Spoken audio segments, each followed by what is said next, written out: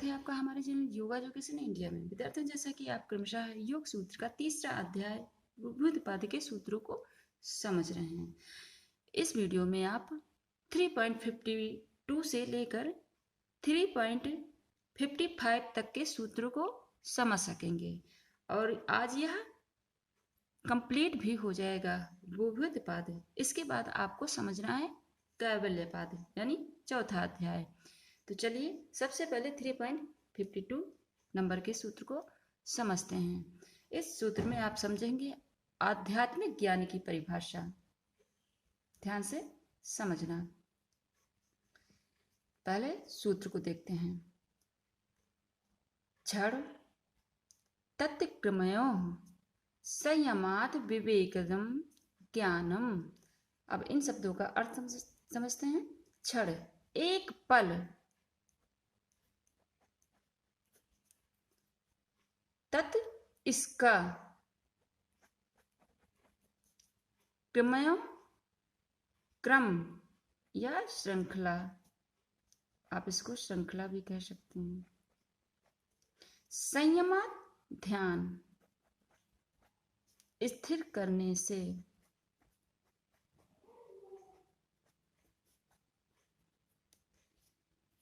विवेकजम उच्च बुद्धिमत्ता।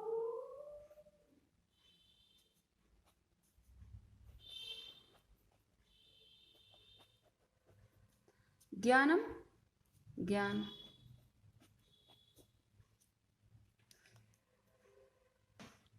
क्षण तत्क्रमयो संयमात विवेकजम ज्ञानम। अब एक लाइन में इसका अर्थ समझे पहले, क्योंकि पॉइंट आपको याद करने होंगे परीक्षाओं के लिए। क्षण और उसके क्रम में संयम करने से विवेक जनित ज्ञान उत्पन्न होता है। क्षण और उसके क्रम में संयम करने से विवेक जनित ज्ञान उत्पन्न होता है, अर्थात उस क्षण और उसके बाद के क्षणों के बीच संपर्क को टूटने न देकर यदि योगी सिर्फ पलों के निरंतर प्रवाह पर ध्यान केंद्रित रखता है तो वह अपने आप को समय, स्थान, अवधि, समय, स्थान,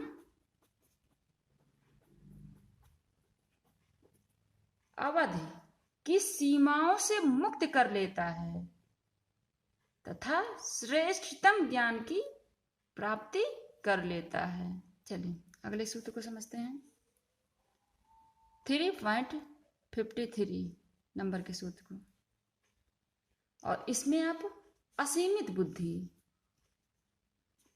को समझेंगे, क्योंकि सभी सूत्र एक दूसरे से रिलेट हैं। जैसे जैसे मन में क्वेश्चन बनता है वैसे वैसे महर्षि पतंजलि उन क्वेश्चनों का आंसर अगले ही सूत्रों के माध्यम से देते चले जाते हैं। जाति लक्षण देशः है अन्यता अनवच्छेदात् तुल्यो ततः प्रतिपत्ति। जाति लक्षण देशः अन्यता अनवच्छेदात् तुल्यो ततः प्रतिपत्ति। अब इन शब्दों का अर्थ समझे पहले। जाति, जैसा आपने कई बार पढ़ रखा होगा, किसी विशेष वर्ग या वंश। लक्षण विशेष गुण।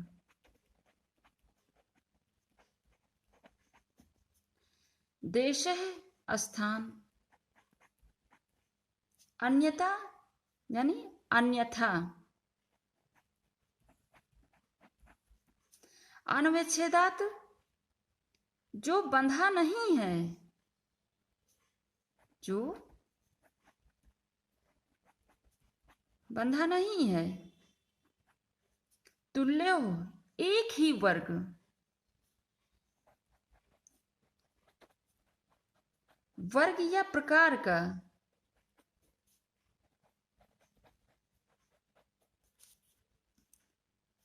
ततः जिससे प्रतिपत्ति समझ ज्ञान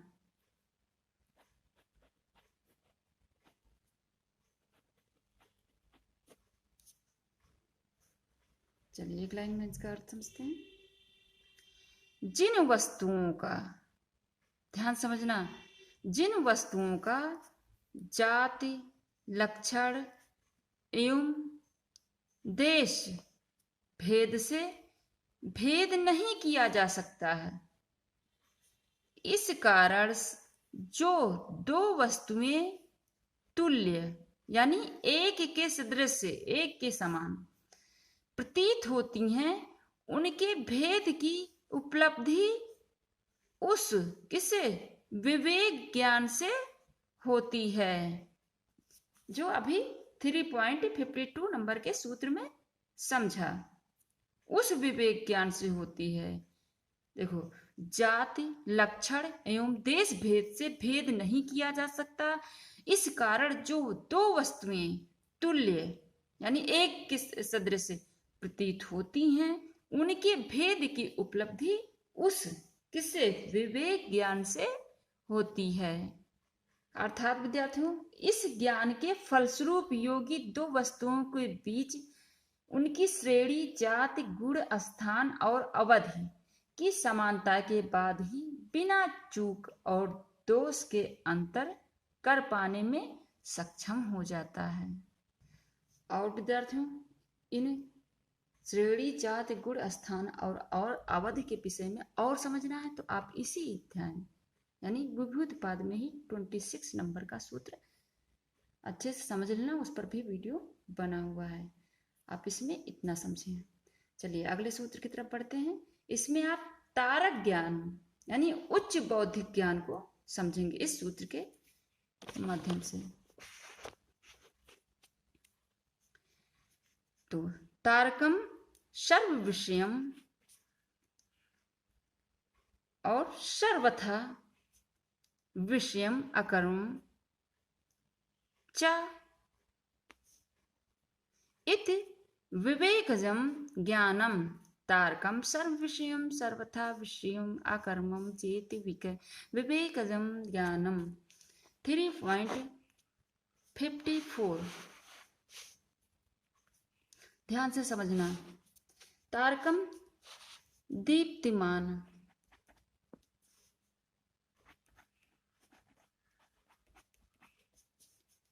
या अति उत्तम भी इसको कह सकते हैं।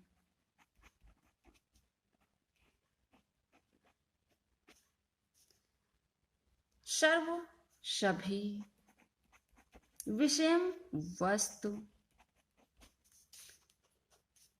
सर्वथा सभी प्रकार से,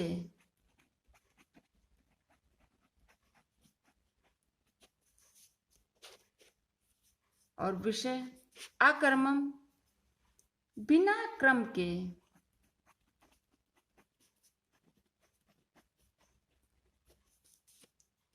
च और इति यह, विवेकजम ज्ञानम श्रेष्ठ ज्ञान, श्रेष्ठ ज्ञान, पवित्र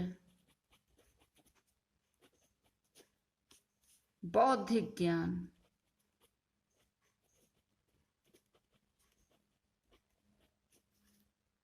तो इन शब्दों का अर्थ समझ लिया, अब आप समझेंगे एक लाइन में इनका अर्थ समझें। जो संसार सागर से तारने वाला है, सभी विषयों का जानने वाला है, सब प्रकार से सभी कुछ जानने वाला है, और बिना क्रम के, यानी पिछले जो सूत्र में पढ़ा आपने, जानने वाला है। इस प्रकार वह विवेक जन्य ज्ञान है, जो संसार सागर से तारने वाला है, सभी विषयों का जानने वाला है, सब प्रकार से सभी कुछ जानने वाला है और बिना क्रम के जानने वाला है। इस प्रकार वह विवेक जन्य ज्ञान है, यानी उच्च बौद्धिक ज्ञान, अर्थात यह उच्च दीप्तमान शुद्ध और स्पष्ट ज्ञान अब तक जिस ज्ञान की चर्चा हुई उससे पूरी तरह भिन्न है। यह ज्ञान पूर्ण रूप से स्वतंत्र है, क्योंकि यह व्यक्ति की सारी अभिलाषा की वस्तुओं से मुक्त होने का मार्ग दिखाता है। इसमें मैं थोड़ा और समझा दूं तारकम के विषय में, और सर्वविषयम सर्वथा विषयम और अकर्मम के विषय में थोड़ा और समझा दूं तो आपको और अच्छे से समझ में आएगा। देखो, ये जो 4 लक्षण बताए गए हैं, एक तारकम, दूसरा सर्वविषयम, तीसरा सर्वथा विषयम, चौथा अकर्मम। तो तारकम, जो ज्ञान के बिना किसी के उपदेश से अर्थात स्वतः ही योगी के हृदय में प्रकट होता है, तथा जो ज्ञान पर वैराग्य को प्रकट करके योगी की कैवल्यावस्था के संपदानार्थ मूल कारण है, उसे तारक अर्थात संसार सागर से तारने वाला कहा गया है। अब सर्व विषयों को समझते हैं। सभी विषयों को जानने वाला ज्ञान, वह ज्ञान जिसके द्वारा योगी समस्त विषयों पदार्थों की जानकारी प्राप्त कर लेता है, इस कारण उसे सर्व विषयम कहा जाता है। सर्वथा विषयम, तीसरे नंबर का लक्षण, वह ज्ञान जिसके माध्यम से योगी सब प्रकार से सभी कुछ अर्थात तत्वों के अवस्था भेद 3 परिणामों सहित समस्त विषयों पदार्थों को जान लेता है, उसे सर्वथा विषयम कहा जाता है। आकर्मम, चौथा लक्षण, बिना क्रम के जानने वाला ज्ञान, यह ज्ञान की अंतिम अवस्था कहलाती है। इस ज्ञान के द्वारा योगी प्रत्येक वस्तु को बिना क्रम के एक साथ जान लेता है, इसलिए इसे अकर्मम भी कहा जाता है। विद्यार्थियों, अकर्मम का यहाँ यह भाव भी जानना चाहिए कि वह ज्ञान क्रम से रहित अर्थात अन्य ज्ञानों की भांति परिवर्तनशील नहीं है। तो आशा करते हैं आपने बहुत अच्छे से समझ लिया होगा। चलिए अब अगले सूत्र की तरफ बढ़ते हैं, जो कि इस अध्याय यानी इस पाद का विभूति पाद का लास्ट सूत्र है। सत्य पुरुषयो शुद्ध साम्य कैवल्यम। अब चलिए इन शब्दों का अर्थ देखते हैं। सत्व यानी शुद्ध, और इस सूत्र के माध्यम से आप सहज बुद्धि से स्वयं प्रकाश बुद्धि की ओर, बहुत इंपॉर्टेंट सूत्र है यह। सत्व शुद्ध या दीप्तमान चेतना,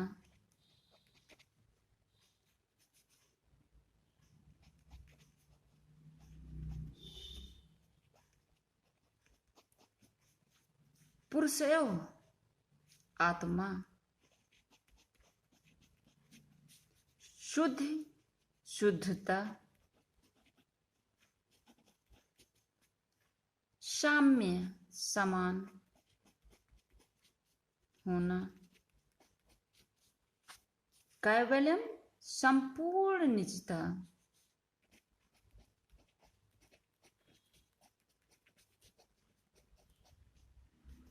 विशुद्ध मुक्ति भी कह सकते हैं। वैसे यहाँ मुक्ति शब्द पतंजलि ऋषि ने नहीं बताया है, कैवल्य ही बताया है, लेकिन समझने के लिए आप विशुद्ध मुक्ति समझ सकते हैं। अब एक लाइन में अर्थ समझें। बुद्ध एवं पुरुष इन दोनों की जब साम्य यानी समान भाव से शुद्धि हो जाती है तब कैवल्यावस्था होती है। कब? जब बुद्धि यानी प्रकृति और पुरुष यानी आत्मा इन दोनों की जब साम्य जब समान भाव से शुद्धि हो जाती है तब कैवल्यावस्था होती है। अर्थात विद्यार्थियों, जब सहज ज्ञान को परिशुद्ध किया जाता है तब यह अपने आप को परिवर्तित कर ईश्वर के दीप्तमान ज्ञान के समान हो जाता है। यह श्रेष्ठ ज्ञान योगी को प्राप्त होता है। इस ज्ञान की प्राप्ति से उन्हें ऐसी विशुद्ध दशा प्राप्त होती है जो केवल से कैवल्य अस्थांतरगम, क्या, इस शब्द को मैं लिख देती हूं, अस्थांतरम तरगम, आप इसको देखकर भी नोट कर सकते हैं। यानी जो केवल से कैवल्य का अनुभव कराती है, इस दशा में आकर योगी प्रेक्षक, क्या, प्रेक्षक अर्थात जो देखता है के साथ ही साक्षी भी बन जाता है। तो आशा करते हैं आपने बहुत अच्छे समझ लिया होगा। इसमें कितने सूत्रों को जाना? 4 सूत्रों को आपने समझा। सत्य पुरुषो शुद्ध साम्य कैवल्यम तारकम विषयम सर्वथा विषयम अकर्मम चेत विवेकजम ज्ञानम जाति लक्षण देश अन्यंता अनुच्छेदात तुल्यो अस्तितः प्रतिपत्ति क्षण तत्क्रमो संयमाद विवेकजम ज्ञानम। इसी के साथ ही अध्याय भी समाप्त होता है। अगले वीडियो में आप कैवल्यपाद यानी चौथा अध्याय समझेंगे।